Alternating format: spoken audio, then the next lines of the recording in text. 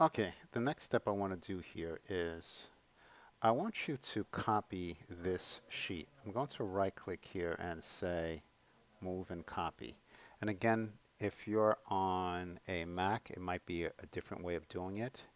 I don't know. I'm going to click on create a copy here.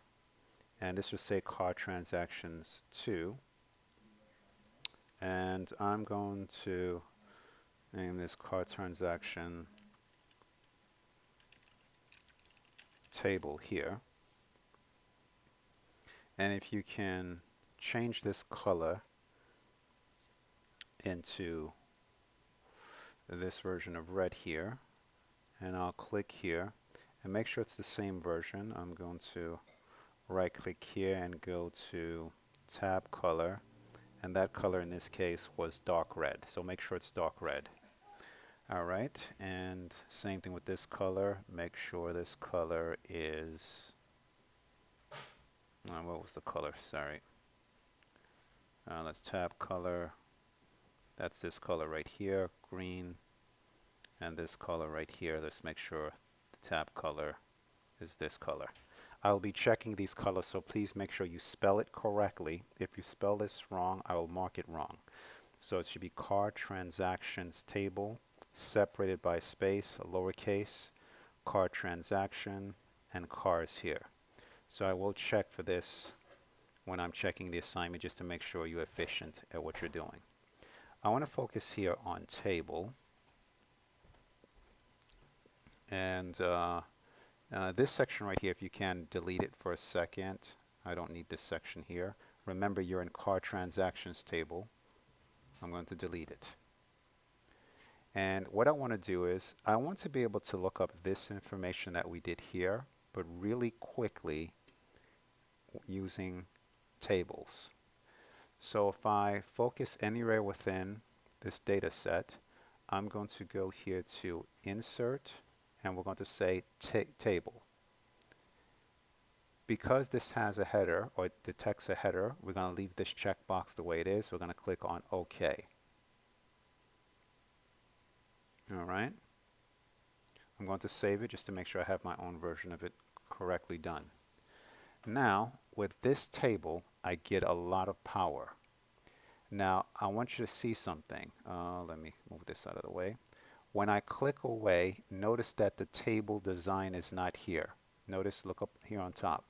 If I click inside, the table design is there. So you might not see what I'm seeing. Let's say you're focused in this area. If you click here on table design, you'll see this option here. Notice you have an option of checking header row and total row. Right now, if I scroll down, there is no total row. If I click here on the checkbox, notice there is a total row. On my spreadsheet, you see this pound sign here.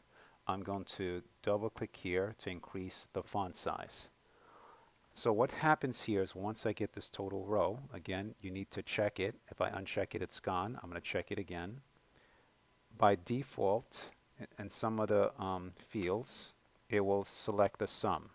I can select the count here, and there's 29 rows. Notice if I go here to my car transaction, we know there's 29 rows. But I don't want the count, I want the sum. I want to know how much money I made in total. So I want sum. So let's see if this number matches the number on the car transaction. Yes, it does. This represents the total amount of money. Notice I was able to get that in seconds. Okay. Now let's say hypothetically I ask you an exam. How much money did we make in September? If I click here and I select all to uncheck everything, I'm going to click on September. This says I made 15,822 and something dollars. Let's check here.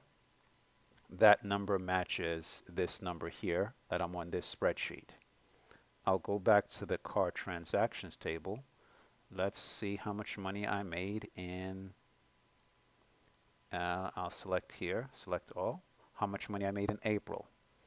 Okay, April's saying about $6,200. Let's click on car transaction. Let's look for April. That looks correct. So this is pretty cool. By using this table technique, I'm able to get this answer really quickly. And notice here, if I'll bring back everything.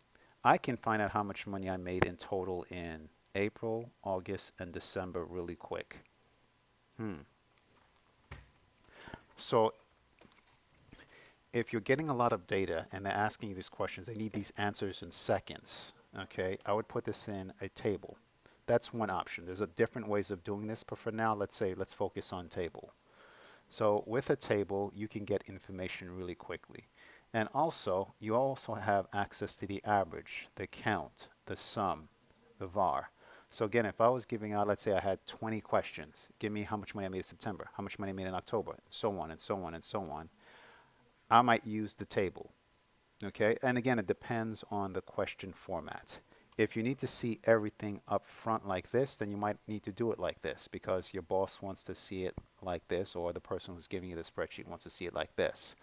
But if you're answering questions really quickly, you might want to do it this technique, but they both achieve the same thing. With that, we'll continue playing out with Excel more and more. Okay, so I hope you had a good time doing this and playing with the numbers.